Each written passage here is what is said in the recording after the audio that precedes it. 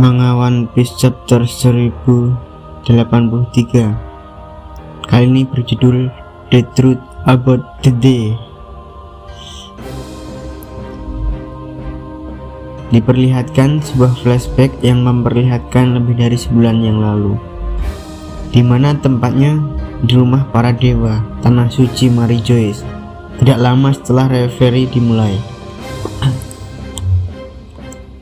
Kepanikan terjadi di Marijois karena tentara revolusioner membuat ulah di sana dengan menghancurkan beberapa gedung yang ada di tanah para dewa ini. Banyak dari para kaum naga langit yang keluar meninggalkan tempat tinggal mereka dan berteriak menjauhi runtuhnya gedung dan juga kepulan asap yang mengelilingi tanah suci mereka. Ada yang berteriak, "Mereka menyerang rumah para dewa. Keluar dari sini dan bantu kami. Apa kalian tidak lihat mereka meledakkan gedung para penyusup bersama tentara revolusioner? Kami sedang diserang. Itu adalah 4 kapten." Salah satu Tenryubito berkata, "Ini sudah keterlaluan. Pertama mereka menyerang simbol kesayangan kita, dan sekarang para tentara itu telah mengambil makanan lezat kita. Apakah kecemburuan dari hama ini tidak mengenal batas? Aku bahkan tidak ingin menyimpan kepalanya, buang saja sekaligus." Kemudian ada juga ibu-ibu dari Tenryubito yang berteriak, "Setelah semua ini, panggil semua pengawal yang mengerikan itu dan eksekusi mereka semua." Orang-orang itu membiarkan ini terjadi. Di sisi lain, diperlihatkan salah satu Tenryubito yang berusaha melarikan dari kepulan asap dengan menduduki salah satu budak. Tenryubito itu berkata, "Dasar bekicot, aku menyuruhmu bergegas. Apa yang akan kau lakukan jika sesuatu terjadi kepadaku?" "Oke, cukup sudah, aku akan berjalan saja sendiri. Dasar sampah tidak berguna." Pada saat Tenryubito ini ingin menembak sang budak tersebut, tiba-tiba saja pistol yang dia pegang dicuri oleh burung yang melewati mereka. Ternyata burung tersebut memiliki tuannya, yaitu Karasu, komandan utama dari pasukan revolusioner. Karasu menggunakan salah satu tekniknya yang bernama Crowing Shot. Uniknya, burung gagak yang dia ciptakan tersebut ternyata bisa berbicara.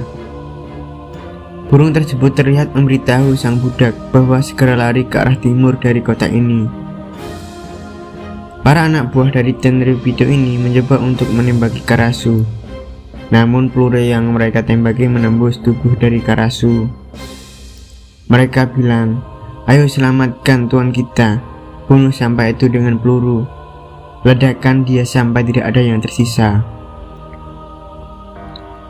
Namun lagi-lagi peluru itu tidak dapat menembus tubuh Karasu.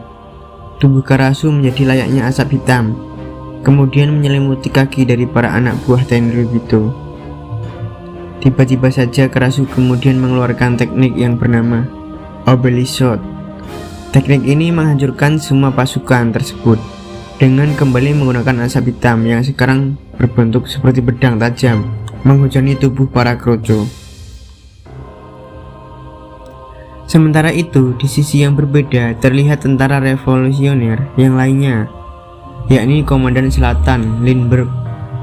Dia melihat ledakan yang diciptakan oleh Karasu tadi.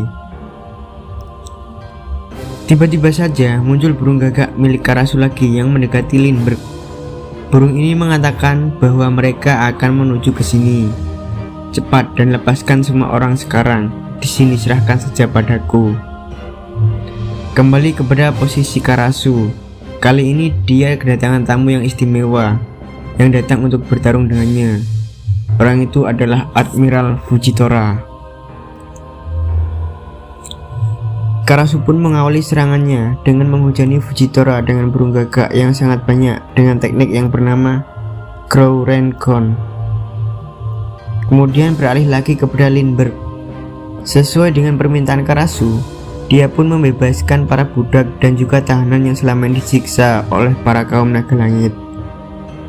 Lalu diperlihatkan juga pertempuran lain yang sedang dijalani oleh komandan barat pasukan revolusioner, yaitu Morley. Dia sedang berhadapan dengan salah satu admiral, yaitu Aramaki.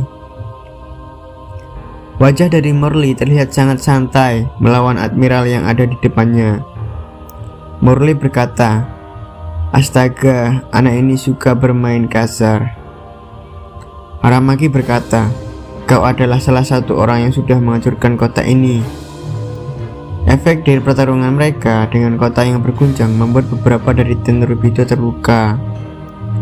Beberapa dari para Tenryubito ini protes karena efek dari pertemuan mereka menghancurkan kota dan membuat banyak dari Tenryubito terluka. Aramaki pun berpikir keras. Dia berkata, "Sangat tidak mungkin bertarung di tempat ini, jadi aku akan memikirkan cara untuk keluar dari sini." Sementara itu, di pertarungan lain, Fujitora mencoba melawan Karasu dengan menggunakan teknik memanggil meteor. Namun itu lagi-lagi akan mengundang petaka yang menyebabkan kerusakan yang tambah parah di tanah suci Marijoice. Dari kejauhan, sekelompok orang yang tidak asing, mereka adalah para anggota CP9 yang melihat langsung pertarungan dari para komandan revolusioner dan dua admiral yang sedang berlangsung. Mereka berkata, "Ada dua laksamana di sini. Jika kita berada di mana saja selain rumah para dewa ini, itu adalah kekuatan yang cukup untuk membelikan mainan perang ini dimanapun." Setelah itu terlihat bahwa Karasu sempat berbicara dengan Sabo. Ia berkata, "Apakah kau belum punya kunci ke tempat tersebut?" Sabo menjawab, "Aku baru saja tahu di mana mereka menyimpannya. Aku tidak akan lama." Sabo kembali berkata, "Aku baru saja melihat ayah dan anak yang bodoh. Mereka pasti masih ingin membalas dendam atas hal yang apa kita dengar di tempat terbuka di depan istana. Dia sudah menyerah untuk mendapatkan Shirahoshi. Aku tidak akan memaafkan mereka karena menggunakan kumasan seperti ini. Kita tidak akan membiarkan mereka lolos begitu saja. Morley, pastikan semuanya sudah siap." Kemudian diperlihatkan di tempat lain yang berbeda. Diperlihatkan Robuji sedang bersama dengan Vivi. Vivi berkata, "Bisakah kau pergi? Aku lebih suka bantuan wakil Admiral Karp." Robuji berkata, "Tidak apa-apa, aku akan menjagamu." Vivi kemudian marah dan berkata, "Apakah seperti menjaga Shirahoshi, orang aneh itu pasti kembali untuk menargetkan wanita itu kembali." One Piece 1083 ditutup dengan memperlihatkan Raja Cobra yang ingin bertemu dengan kelima Gorosei. Salah satu penjaga pintu di sana berkata, "Hanya Raja Cobra yang diizinkan bertemu dengan Gorosei." Dengan hal ini pun Raja Cobra meminta Pel dan Saka tidak menunggunya di luar, karena nanti akan butuh waktu lama dan juga membosankan. Raja Cobra pun memerintahkan untuk menggunakan waktu mereka berdua menjaga keberadaan dari Vivi. One Piece chapter 1083 ditutup dengan kata-kata dari Raja Cobra, "Putriku selalu menjadi orang yang nakal. Kalian jangan pernah melepaskan pandangan kalian kepadanya walaupun hanya sebentar saja." Demikianlah pembahasan One Piece chapter 1083.